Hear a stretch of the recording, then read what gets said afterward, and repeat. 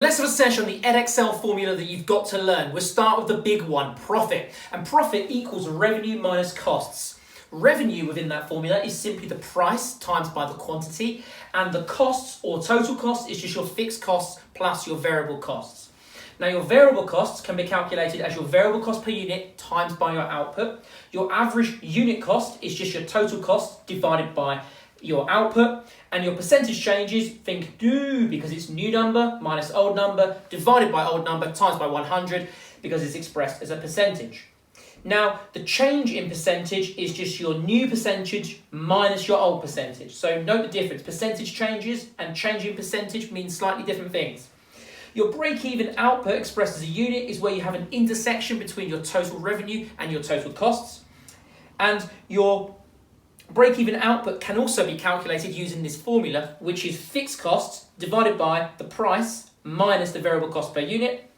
Your break-even point when you're working out the value of it, so what it is in monetary value or pounds, is your break-even output calculated here times by the sales price.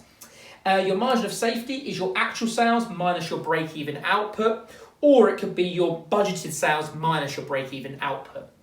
Now your net cash flow is your cash inflows minus your cash outflows. Remember, if it's negative, it will be expressed in brackets. Your opening balance is simply your closing balance for the previous period. Your closing balance is just your opening balance plus your net cash flow, calculated number 12. Your ARR is your average annual profit divided by your cost of investment times by 100. Your gross profit is just your revenue minus cost of sales, but if you're calculating your gross profit margin expressed as a percentage, then it's your gross profit divided by your revenue times by 100. Your net profit is your gross profit calculated in number 16, your gross profit minus other operating expenses and interest. And if you need to calculate your net profit margin expressed as a percentage, then it's your net profit divided by revenue times by 100. And the final one that you need to know for Edexcel is your interest on loans. And your interest on loans is your total repayment minus the borrowed amount. All that divided by your borrowed amount times by 100 and is expressed as a percentage. I hope that helps with those Edexcel formula. Make sure you learn them, and I'll see you at the next sesh.